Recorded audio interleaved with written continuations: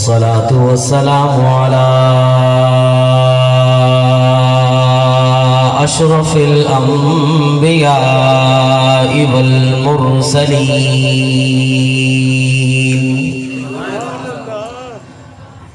محمد وعلى آلهم الطيبين الطاهرين وعلى عباد الله الصالحين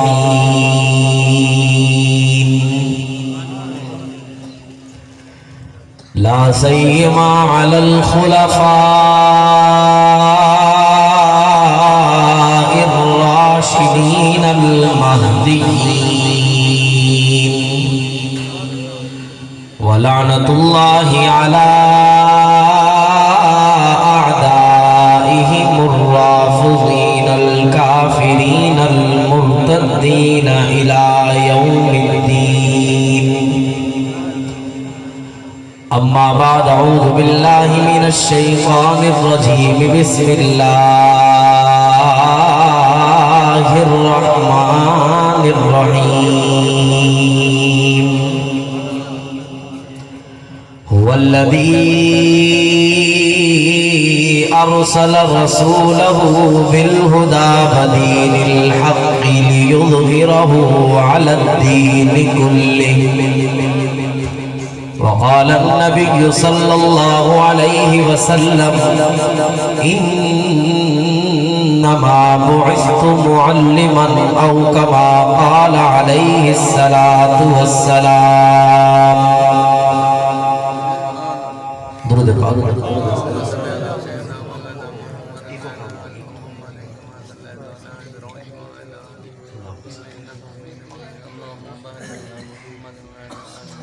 میری آرزو ہے میں اپنے آقا کو دل کی دھڑکنوں کا سلام لکھوں میری آرزو ہے میں اپنے آقا کو دل کی دھڑکنوں کا سلام لکھوں میں اپنی آنکھوں سے شبنم کے موتی لے کر ان کے قدموں کے نام لکھوں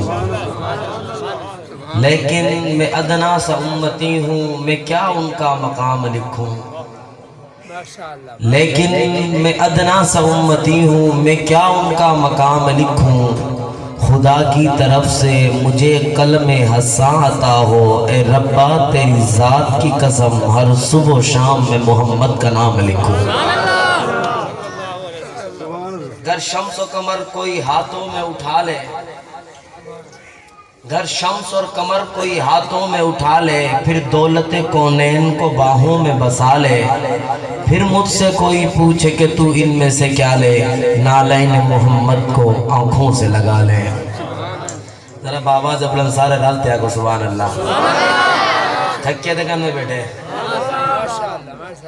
محبتیں دا چاہتیں دا سلسلہ دراز کر سبحان اللہ محبتیں دا چاہتیں دا سلسلہ دراز کر معاویہ کو پیر من معاویہ تے ناز کر ادھیل گھٹے سنیاں تو خود کو بے نیاز کر لہو کو حیدری بڑا جگر کو حق نواز کر انتہائی واجب الاحترام قابل قدر اسٹیج پر جلوہ افروز علماء کرام وقت چونکہ انتہائی مختصر ہے تو میں بلا کسی تمہید کے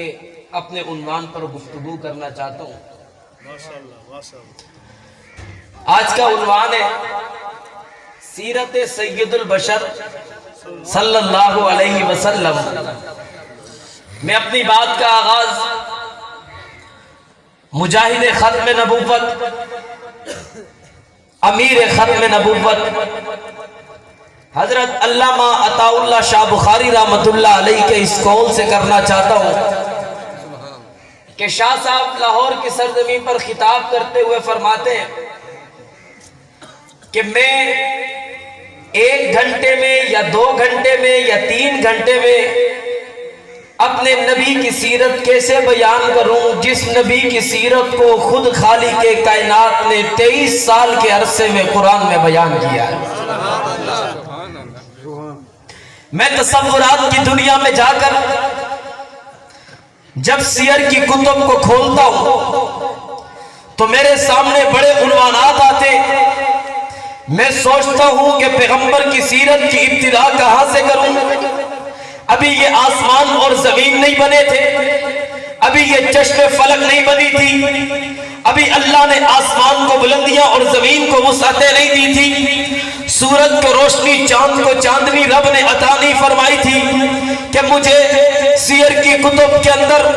ایک وہ جلسہ، ایک وہ پروگرام نظر آتا ہے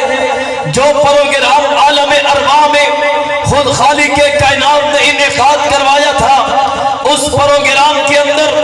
ابھی تک میرے پاک پیغمبر تشریف لائے نہیں، ابھی تک آقا دنیا میں آئے نہیں، ابھی تک یہ آسمان اور زمین بنے نہیں، ابھی تک کائنات کو وجود ملا نہیں کہ رب تعالیٰ نے ایک پروگرام کا انعقاد کروایا۔ اس پروگرام میں ہر عام کو آنے کی اجازت نہیں تھی، بلکہ اس پروگرام میں خاص لوگ آئیں گے۔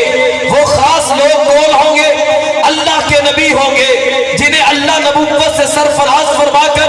اس دنیا میں مبعوث فرمائے گا۔ 1,24,000 کم و بیش 44,000 انبیاء علیہ السلام کی ارواح عالم ارواح میں جمع ہوتی ہے۔ انعقاد جس نے جلسے کا کروایا اس کو ذات باری تعالیٰ کہتے ہیں۔ ذات باری تعالیٰ نے اس پروگرام اور اس جلسے کے اندر خطاب کرتے ہوئے فرمایا، وَإِذْ أَخَذَ اللَّهُ مِيثَاقَ النَّبِيِّينَ لَمَا آتَيْتُكُم مِّن كِتَابٍ وَحِكْمَةٍ ثُمَّ جَاءَكُمْ رَسُولٌ مُصَدِّقٌ لِّمَا مَعَكُمْ لَتُؤْمِنُنَّ بِهِ وَلَتَنصُرُنَّهُ قَالَ أَقْرَرْتُمْ وَأَخَذْتُمْ عَلَىٰ ذَلِكُمْ إِصْرِي قَالُوا أَقْرَرْنَا قَالَ فَاشْهَدُوا وَأَنَا مَعَكُمْ مِنَ الشَّاهِدِينَ۔ جب میں سیرت کی کتابوں کو کھولتا ہوں میں حیران ہوتا ہوں، مصطفیٰ کا تذکرہ آپ کی آمد سے قبل کروں یا آپ کی آمد کے بعد کروں، یا آپ کے لڑکپن کو بیان کروں، یا آپ کے بچپنے کو بیان کروں، یا آپ کی جوانی کو بیان کروں۔ میں ابتدا کرتا ہوں اس پروگرام سے جس پروگرام میں خلاق عالم نے 1,24,000 کم و بیش 44,000 انبیاء کو مخاطب کر کے فرمایا، اے آدم آپ بھی سن لو، اے نوح آپ بھی سن لو، اے موسیٰ آپ بھی سن لو، اے یوسف آپ بھی سن لو کہ میں نے کائنات جس کے لیے بنائی ہے، میں نے آسمانوں کو بلندیاں جس کے لیے عطا کی ہے، میں نے زمین کو وسعت جس کے لیے عطا کی ہے، میں نے باروبر جس کے لیے بنایا ہے۔ اگر تمہارے دور نبوت میں میرا وہ پاک پیغمبر آ جائے، ابھی آقا آئے نہیں ہے، آدھا پیمان انبیاء سے لیا جا رہا ہے، اگر تمہارے دور نبوت میں میرا پاک پیغمبر آ جائے، اے آدم آپ نے اپنی نبوت کو چھوڑ کر میرے نبی کی نبوت کی تائید کرنی ہوگی۔ اے موسیٰ آپ نے اپنی نبوت کو چھوڑ کر میرے نبی کی نبوت کی تصدیق کرنی ہوگی۔ آقا آئے نہیں، 1,24,000 کم و بیش 44,000 انبیاء سے اللہ نے وعدہ لیا ہے۔ پتا چلا کائنات بنی نہ تھی، آسمان بنے نہ تھے، زمین بنی نہ تھی، رب تعالیٰ نے پیغمبر کا ذکر پہلے کر دیا تھا۔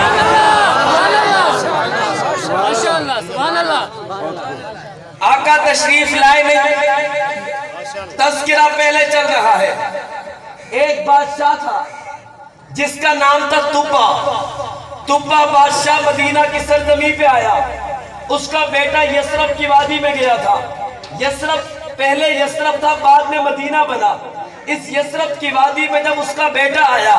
اس کا بیٹا قتل کر دیا گیا۔ جب بیٹا قتل ہوا، بیٹے کے قتل ہونے کے بعد تبا نے اپنا لشکر تیار کیا۔ لشکر تیار کر کے وہ مدینہ پر چڑھائی کرنا چاہتا تھا، وہ مدینہ کو صفحہ ہستی سے مٹانا چاہتا تھا۔ جب تبا کا لشکر مدینہ کی سرزمین پہ پہنچا تو یہود علماء تبا کے پاس گئے، تبا سے جا کر کہا، اے تبا ارادہ کیا رکھتے ہو؟ تبا نے کہا کہ میں اس مدینہ کی سرزمین کو صفحہ ہستی سے مٹانے کا ارادہ رکھتا ہوں۔ تو یہود کے علماء نے کہا آپ اس زمین کو مٹا نہیں سکتے۔ اس نے کہا میرے لیے کیا مشکل ہے، اتنا بڑا لشکر میرے ساتھ ہے، میں سیکنڈوں میں یہ زمین کو اکھاڑ دوں گا، میں سیکنڈوں میں اسے صفحہ ہستی سے مٹا دوں گا۔ تبا کو یہودیوں نے اپنی کتاب کھول کے بتایا، اے تبا ہماری کتاب میں لکھا ہوا ہے نبی یہ آخر الزمان ہجرت کر کے اسی بستی میں آئیں گے، اسی بستی میں قیام کریں گے، اس بستی نے قیامت تک رہنا ہے، اس بستی کو کوئی ختم نہیں کر سکتا۔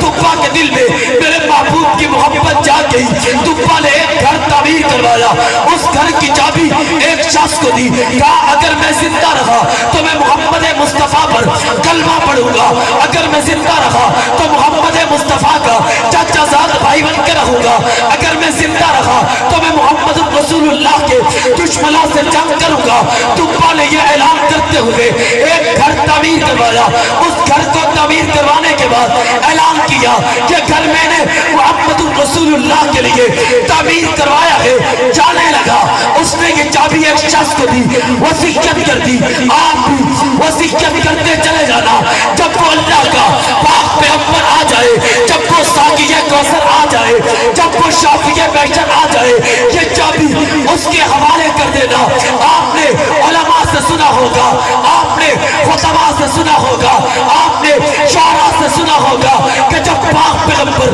مدینہ کی سرزمین پر آئے، ہر مدینہ کے شخص نے استقبال کیا، ہر شخص چاہتا تھا آقا میرے گھر میں آ جائے۔ آقا نے فرمایا اس کو چھوڑ دو، اونٹنی جہاں بیٹھے گی وہی اس کا مقام ہوگا۔ اونٹنی کو چھوڑ دیا گیا، اونٹنی چلتے چلتے حضرت ابو ایوب انصاری کے گھر میں بیٹھی۔ مسلمانوں توجہ کرنا،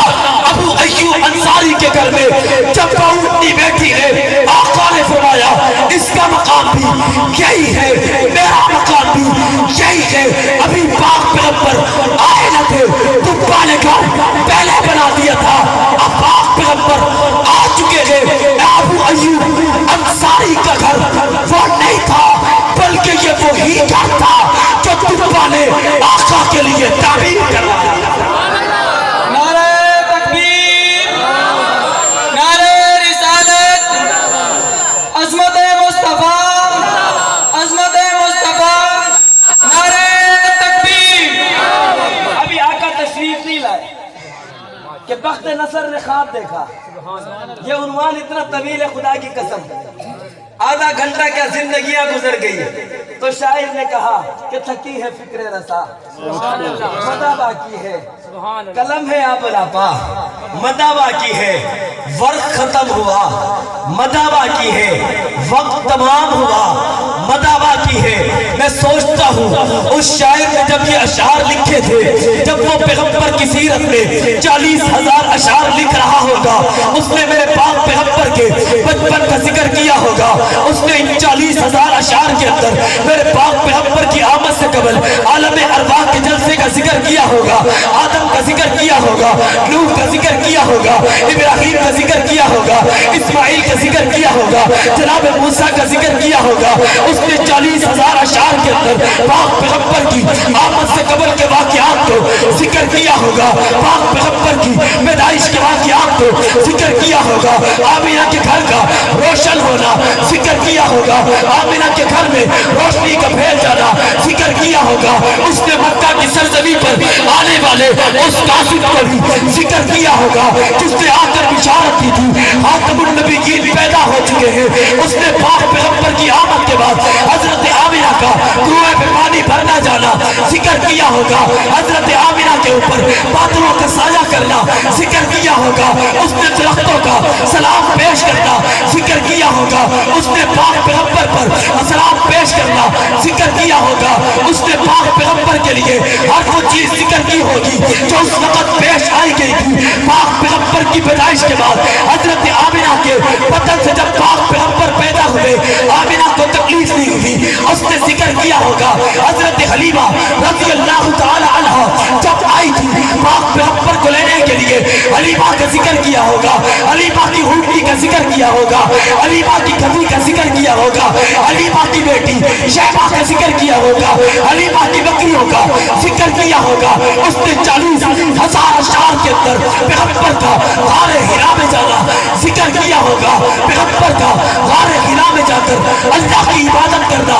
ذکر کیا ہوگا۔ اس نے 40,000 اشعار کے اندر پیغمبر کا پہاڑ کی چوٹی پر کھڑا ہو کر لا الہ الا اللہ کی صدا لگانا ذکر کیا ہوگا، ابو لہب کا پتھر مارنا ذکر کیا ہوگا ابو جہل کا ساحر کہنا ذکر کیا ہوگا اس نے پیغمبر کے بدن کو ذکر کیا ہوگا اس نے پیغمبر کے آگ کو ذکر کیا ہوگا اس نے پیغمبر کے حنین کو ذکر کیا ہوگا اس نے پیغمبر کے یرموک و تبوک کو ذکر کیا ہوگا اس نے پیغمبر کی غار کو ذکر کیا ہوگا غار میں رفیق کو ذکر کیا ہوگا قرآن کا اترنا ذکر کیا ہوگا وحی کا اترنا ذکر کیا ہوگا اس نے 40,000 اشعار میں پیغمبر کی زندگی کو قلم بند کیا ہوگا لیکن پھر بھی وہ ہاتھ کو جوڑتا ہے ہاتھ کو جوڑ کر قلم کو توڑتا ہے قلم کو توڑ کر کہتا ہے تحقیق فکر رضا مطابع کی ہے کلام آپ راپا مطابع کی ہے ورق تمام ہوگا مطابع کی ہے تمام عمر لکھا مطابع کی ہے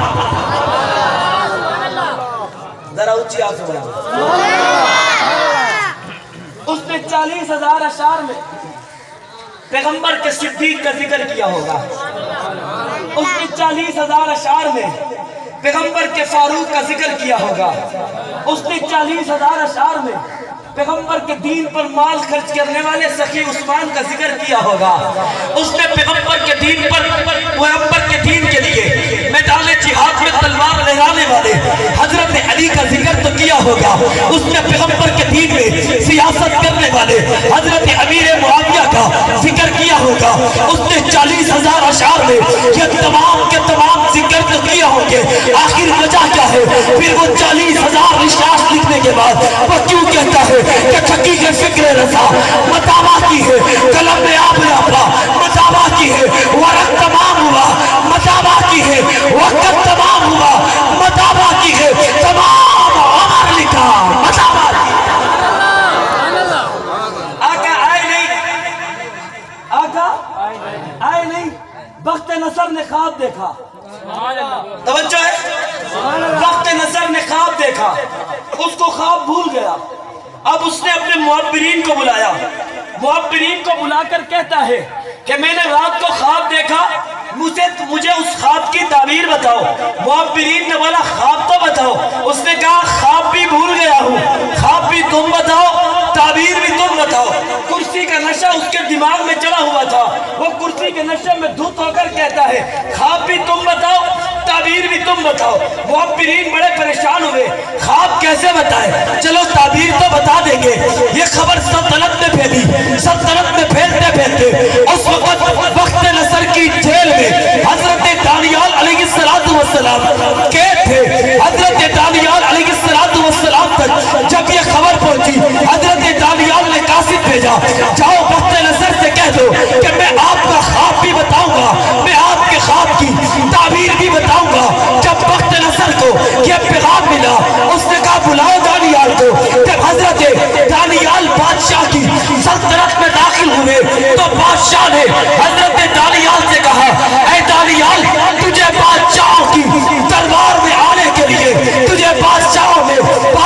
کے دربار میں آنے کا کوئی سلیقہ نہیں ہے کوئی تعظیم نہیں ہے حضرت دانیال نے پوچھا اے بادشاہ بتا تیری سلطنت میں آنے کا طریقہ کیا ہے بادشاہ نے کہا جو بھی میری سلطنت میں آتا ہے سر جھکا کے آتا ہے جو بھی میری سلطنت میں آتا ہے پہلے مجھے سجدہ کرتا ہے ذرا توجہ کرنا وقت کا نبی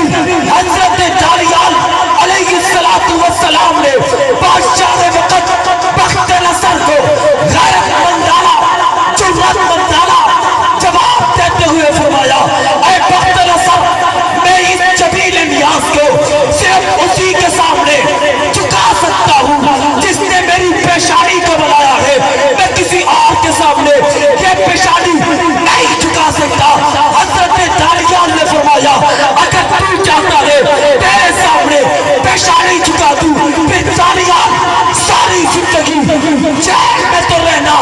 پسند کرے گا لیکن ایک جھوٹے بادشاہ تیرے سامنے دانیال سجدہ کرنا پسند نہیں کرتا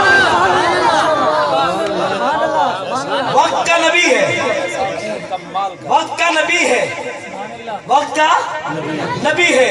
آج تم جیلوں سے ڈرتے ہو آج تم کال کوٹھڑیوں سے ڈرتے ہو آؤ دیکھو وقت کے نبی جیل کاٹ رہے صرف حضرت دانیال نے شاب ابی طالب کا قصہ آپ نے سنا ہوگا. آپ کے اور ہمارے پیارے محبوب امام الانبیاء صلی اللہ علیہ وسلم شاب ابی طالب میں جیل کاٹ کر امت کو بتا رہے ہیں راہ حق ہوگی تو جیل جانا پڑے گا. جب باطل کو للکارو گے تو جیل جانا پڑے گا. اگر حلوہ کھاؤ گے تو گھر میں بیٹھنا پڑے گا. تو حضرت دانیال علیہ السلام نے فرمایا اے بخت نصر، یہ جبین نیاز اسی کے سامنے جھکتی ہے. کس کے سامنے ہے؟ بآواز بلند، بآواز بلند. یہ اللہ کے علاوہ کسی اور کے سامنے جھک سکتی؟ اب پڑ گیا بادشاہ کو مولوی سے کام.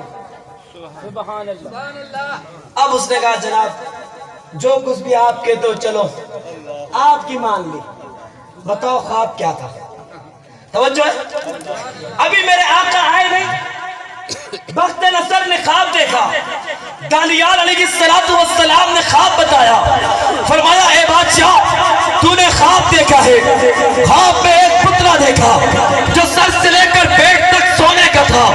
پیٹ سے لے کر گھٹنوں تک وہ تانبے کا تھا، چاندی کا تھا، گھٹنوں سے لے کر ٹخنوں تک وہ تانبے کا تھا، پاؤں اس کے مٹی کے تھے. اب بادشاہ کو خواب یاد آنے لگا. اس نے کہا ہاں میں نے تو یہی خواب دیکھا تھا. پھر حضرت دانیال نے فرمایا آگے تو نے یہ دیکھا آسمان سے ایک پتھر گرتا ہے، وہ پتھر اس بت پر آ کے گرتا ہے کہ بت ریزہ ریزہ ہو جاتا ہے. اب وہ بادشاہ کو خواب یاد آیا. اس نے کہا آگے بھی میں نے دیکھا تھا. حضرت دانیال نے فرمایا وہ پتھر پھر پھیلنے لگتا ہے، پھیلتے پھیلتے قرائے عرض پر پھیل جاتا ہے. حضرت دانیال نے فرمایا خواب یہی تھا. بخت نصر نے کہا ہاں خواب تو یہی تھا. پھر حضرت دانیال نے فرمایا تعبیر سنو، اللہ اپنے نبی کو بھیجیں گے، اللہ نبی کے آخر الزمان کو بھیجیں گے، اور نبی کے آخر الزمان کو اللہ ایک کتاب دیں گے کہ جو پتھر گرا ہے یہ وہ کتاب ہے جو بتوں کو توڑ کے رکھ دے گی، جو خیر اللہ کو توڑ کے رکھ دے گی، جو شرک کی جڑیں کاٹ کے رکھ دے گی، جو اللہ کی وحدانیت کا اعلان کرے گی. پھر وہ جو پتھر پھیلتا جا رہا تھا وہ قرآن ہوگا. پوری دنیا میں قرآن پہنچے گا. اب میں آپ سے پوچھنا چاہتا ہوں آقا آئے نہیں لیکن بخت نصر کا خواب آقا کے آنے کی گواہی دے رہا ہے. دانیال علیہ السلام کی تعبیر بتا رہی ہے آقا آئے نہیں، تذکرہ پہلے چل رہا ہے.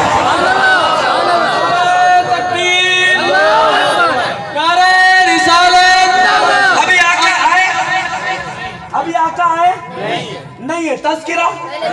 پہلے چل رہا ہے. اور یہ بہت بڑا عنوان ہے، یہ بہت بڑا عنوان ہے. میں بات آگے لگا رہا ہوں کیونکہ میرا وقت تقریباً اختتام پذیر ہونے والا ہے.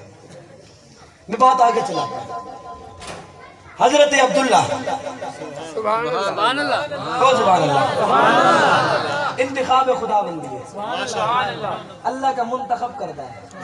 اللہ نے والد کا بھی انتخاب کیا، والدہ کا بھی انتخاب کیا. عبداللہ کس کا بندہ؟ کس کا بندہ؟ سرے کیا ہو یہاں جواب میں کہیں ماشاءاللہ. حضرت عبداللہ عبد المطلب کے ساتھ گئے ایک وادی میں، ایک بستی میں قیام کیا.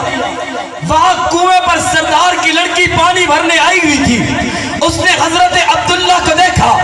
دیکھ کر کہا اے عبداللہ میں آپ کے ساتھ شادی کرنا چاہتی ہوں، اپنے گھر والوں کو بھیجو پیغام نکاح لے کر آئے. حضرت عبداللہ وہاں سے چل پڑے. عبد المطلب کو بتایا، فرمایا سفر سے واپسی آئیں گے، پھر اس گھر میں آ کر ان سے بات کر لیں گے. حضرت عبداللہ عبد المطلب کو لے کر ایک مرتبہ اس سردار کے گھر میں آئے. سردار کے گھر میں آ کر کہا آپ کی بیٹی نے بذات خود پیغام کا نکاح دیا تھا، پیغام نکاح بھیجا تھا، ہم پیغام نکاح لے کر آئے ہیں اپنی بیٹی کا نکاح میرے بیٹے عبداللہ سے کرا دیجیے. وہ لڑکی آئی، آ کر اس نے دیکھا. عبداللہ کو دیکھنے کے بعد وہ لڑکی کہنے لگی میں نے تو اس سے شادی نہیں کرنی. تو پوچھا عبد المطلب نے غیرت مند قوم تھی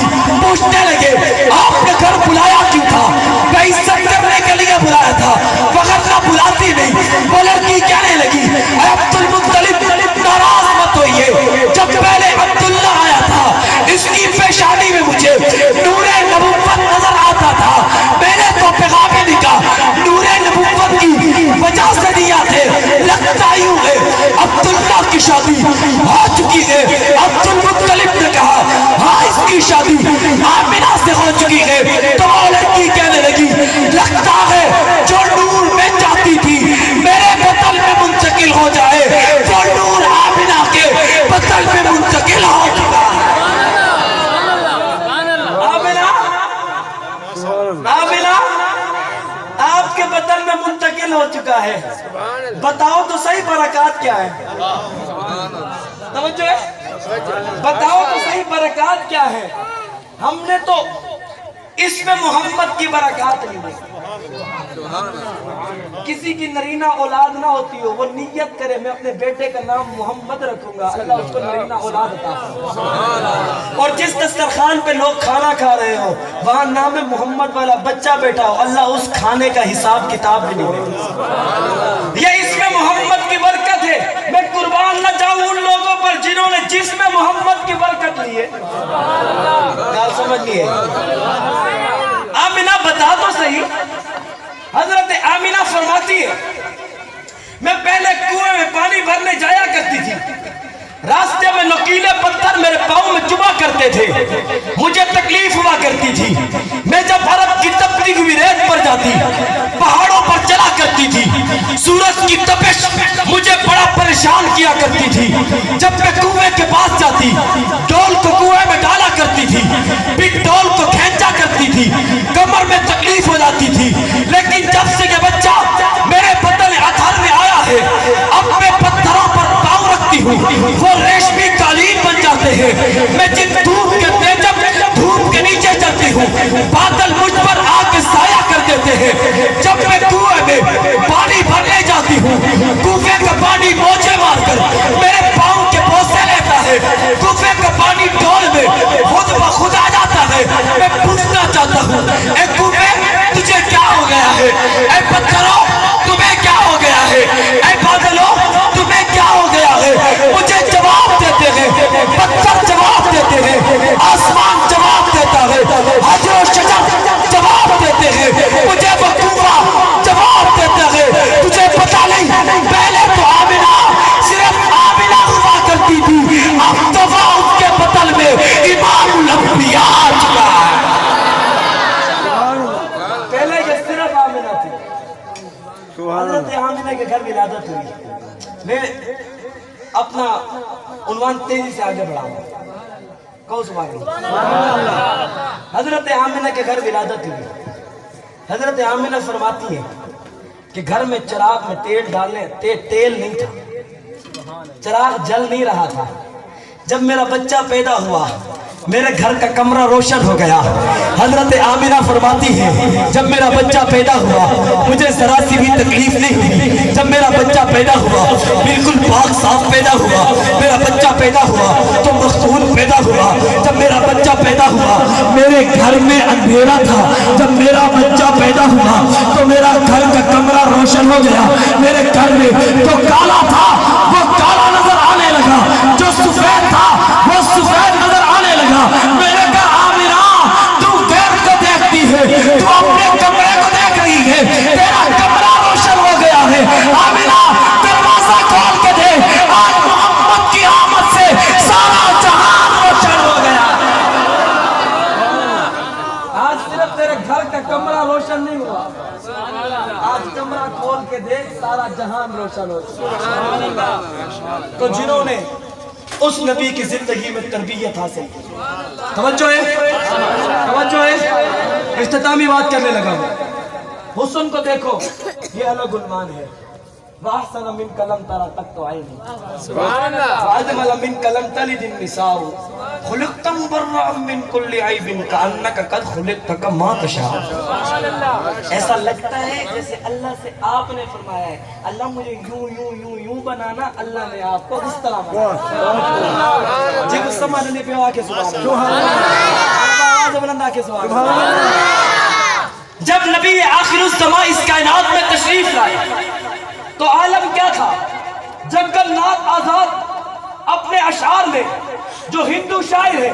وہ کہتا ہے وہی یونان کہلاتا تھا جو تہذیب کی دنیا, وہی روئے زمین پر آج تھا تخریب کی دنیا حقیقت و تجسس کا جہاں تھا آج ویرانہ فلاتوں کی خرد سکرات کی جانب بھی افسانہ فرض دنیا میں چاروں صرف اندھیرا ہی اندھیرا تھا نشان نور گم تھا اور ظلمت کا بسیرا تھا کہ افق پر دفعتاً ایک سیلاب نور آیا جہاں نے کفر باطل میں صداقت کا ظہور آیا حقیقت کی خبر دینے بشیر آیا نذیر آیا شہن شاہین جس کے قدم چومے وہ فقیر آیا مبارک ہو زمانے کو کرامت مبارک ہو زمانے کو کہ خاتم الانبیاء آیا مبارک ہو زمانے کو کہ ختم المرسلین آیا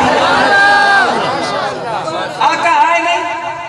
جب تشریف لائے ایسے ماحول میں ہندو شاعر اپنے اشعار میں وہ پورا نقشہ کھینچ کر بتاتا ہے کہتا ہے ظلم ہی ظلم تھا فسق ہی فسق تھا فجور تھا اور یعنی تھی عورت ایک مارکیٹ کی چیز سمجھی جاتی تھی بچیوں کو زندہ زمین میں درگور کیا جاتا تھا اور لڑکوں کو غلام بنا دیا جاتا تھا جس کی لاٹھی اس کی بھینس کا قانون نافذ تھا جب میرے پاک پیغمبر تشریف لائے ایسے معاشرے کے اندر میرے پاک پیغمبر نے ان لوگوں کی تربیت کی میرے پاک پیغمبر نے ان لوگوں کو پڑھایا کیونکہ میرے پاک پیغمبر کا کام کیا تھا فرمایا انما بعثت معلما میں تو لوگوں کو سکھانے کے لیے بھیجا گیا ہوں میں تو لوگوں کو راہ راست پر لانے کے لیے بھیجا گیا ہوں جب میرے پاک پیغمبر آئے جو نظام پہلے تھا وہ نظام تبدیل ہو گیا جہاں ظلم تھا وہاں عدل آ گیا جہاں اندھیرا تھا وہاں روشنی آ گئی جہاں فسق و فجور تھا وہاں نیک بختی آ گئی آولا ذرا دیکھو تو صحیح جو لوگ چھوٹی چھوٹی باتوں پر سالہ سال جنگیں کیا کرتے تھے آج جب پیغمبر کی نسل کرم ان پہ پڑی ہے وہ آباء بینہم قرآن ان کی صفت کو بیان کرتا ہے قرآن ان کے اوصاف کو بیان کرتا ہے وہ پہلے تو وہ کنتم علی شفا حفرۃ من النار تھے لیکن پاک پیغمبر کی تربیت میں آنے کے بعد اولئک هم الوارثون بن گئے جنت کے وارث بن گئے یہ کس کی نظر کا کمال تھا یہ کس کی فیض پیر کا معجزہ تھا یہ میرے نبی کا معجزہ تھا اس کو شاعر نے اپنے اشعار میں یوں قلم بند کیا ہے کہ کس نے ذروں کو ملایا اور زیرہ کر دیا کس نے قطروں کو ملایا اور دریا کر دیا کس کی حکمت نے کیا یتیموں کی در یتیم غلاموں کو زمانے بھر کا مولا کر دیا قدرت جراح پر اوروں کے ہادی بن گئے کیا نظر تھی کہ جس نے مردوں کو مسیحا کر دیا کہ بجلی کا کرتا تھا کیا سوتے ہاتھوں عرب کی زمین جس نے ساری کھلا دی نبی کی نگاہوں میں بے تاثیر دیکھی بدلتی ہزاروں کی تقدیر دیکھی اور لکھا تاجور حبیبہ تیرے غلام بن گئے لکھا تاجور حبیبہ تیرے غلام بن گئے چلوانے تاتے آگے چکنے امام یہ اس کی نظر کا کمال تھا آکے نہیں تھا آئے ہائے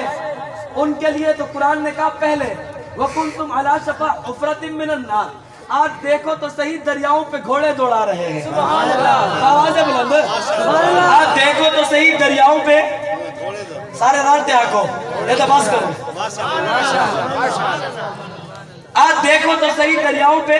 گھوڑے دوڑا رہے ہیں میں نے کہا دریا سے اے دریا کیا ہوا ڈبوتا کیوں نہیں تیرا کام تو ڈبونا ہے نا تو ان کو ڈبو دے تو مجھے دریا کہتا ہے کہ کشتیاں اپنی جو ساحل سے لگائے ہوئے ہیں کیا وہ ڈوبے جو محمد کے ترائے ہوئے ہیں میں پوچھتا ہوں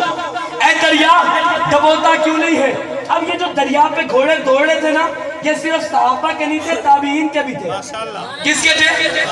السابقون الاولون من المہاجرین والانصار والذی نتبعوہم جو ان کی اتباع کریں گے اللہ ان سے بھی راضی ہو چکا ہے اللہ نے فرمایا صحابہ تو صحابہ ہیں والذی نتبعوہم جو ان کی اتباع کرتے ہیں میں ان سے بھی راضی ہو چکا ہوں اب دیکھو جیسے صحابہ کے گھوڑے جب پارا میں دریاؤں پر توڑنے لگے وہ دریا ریگستان بن جاتا ہے دریاؤں پر توڑتے گئے پیچھے تابعین کے گھوڑے بھی تھے صحابہ کے گھوڑے تو چلے گئے تابعین کے بھی ساتھ چلے گئے جنہوں نے صحابہ کی اتباع دریاؤں پر کی ہے وہ بھی دریا کراس کر کے چلے گئے کبھی تو میں کہتا ہوں راہ ملتی ہے شب و تاروں سے ہدایت ملتی ہے محمد کے نام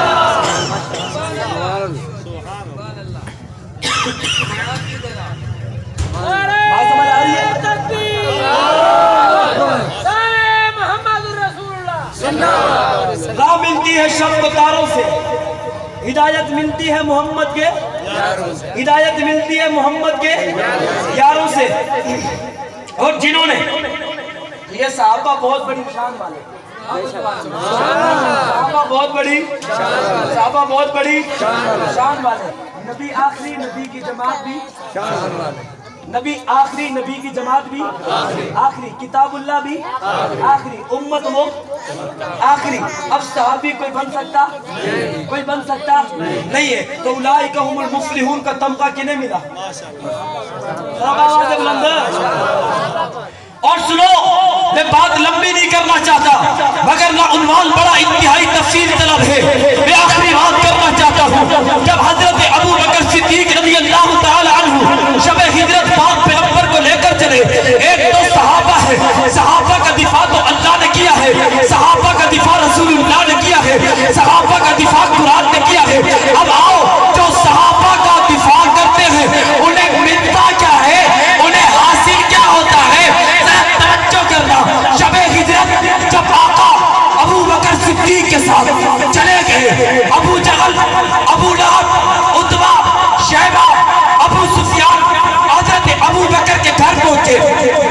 پانچ کا ابو بکر صدیق کے دروازے پر دستک دی اسما بنت ابی بکر باہر آئی ابو جہل نے پوچھا بتا ابا جان کہاں ہے میں کہتا ہوں بے ایمان اس وقت کے ابو جہل کو بھی پتا تھا مصطفیٰ کو تلاش کرنا ہے تو صدیق کو تلاش کرنا ارے پیمان تجھے نہیں پتا اس وقت کے ابو جہل کو بھی پتا تھا اگر مصطفیٰ کو تلاش کرنا ہے تو کس کو کرو تلاش اسما بنت ابی بکر کو تھپڑ مارا ایک تھپڑ مارنے کے بعد دوبارہ پوچھا جب دوبارہ تھپڑ مارنے لگا نہ ابو لہب نے روکا نہ عتبہ نے روکا نہ شیبہ نے روکا ابو سفیان نے ابو جہل کے ہاتھ کو پکڑا اور پکڑ کر کہا تیری عرب کی غیرت کہاں مر گئی ہے تو اپنے آپ کو بہادر کہتا ہے ایک لڑکی پہ ہاتھ اٹھاتا ہے ہاتھ نیچے کر ابو سفیان نے ہاتھ کو روک ابو سفیان نے ابو جہل کے ہاتھ کو روکا نہ عتبہ نے روکا نہ شیبہ نے روکا نہ ابو لہب نے روکا جس نے ابو بکر صدیق کی بیٹی اسما بنت ابو بکر کا دفاع نہیں کیا وہ ابو جہل تھا ابو لہب تھا عتبہ تھا شیبہ تھا کافر ہو کے مرے دنیا بھی خراب آخرت بھی خراب جس نے صدیق کی بیٹی اسما بنت ابو بکر کا دفاع کیا تھا رب تعالیٰ نے اسے چڑھ کر ابو سفیان کو ہدایت راہ ملتی ہے شب تاروں سے ہدایت ملتی ہے محمد کے ہدایت ملتی ہے محمد کے یاروں سے صحابہ کا دفاع کرو گے اب اس نے آواز بلند سارے مل کر ہاتھ بلند کر کے صحابہ کا دفاع کرو گے یا نہیں کرو گے صحابہ کون صحابہ نبی کی ختم نبوت کے گواہ صحابہ نبی کی ہر ادا کے گواہ صحابہ نبی کے حسن کے گواہ صحابہ نبی کے جمال کے گواہ صحابہ نبی کے جمال کے گواہ صحابہ نبی کی عزت کے دفاع صحابہ نبی کی عظمت کے گواہ صحابہ نبی کے حسن کے گواہ صحابہ نبی کے علم کے گواہ صحابہ نبی کے حلم کے گواہ صحابہ نبی کے تقویٰ کے گواہ صحابہ نبی کی نمازوں کے گواہ صحابہ نبی کی اذانوں کے گواہ صحابہ میں آپ سے پوچھتا ہوں میرا پیغمبر لشکر جلال کا امیر تھا تو لشکر جلال کون تھے سارے بابا زبلان کون تھے ذکر صحابہ کی دیئے صحابہ صحابہ صحابہ صحابہ صحابہ صحابہ اگر آپ بھی صحابہ کی عزت و عظمت کی خاطر اپنی جان لٹانے کا عزم رکھتے ہو مل کر کام کرتے ہیں زندگی اپنی صحابہ کے نام کرتے ہیں صحابہ کا دیوانہ اچھا لگتا ہے تو ساحل پہ بیٹھ کر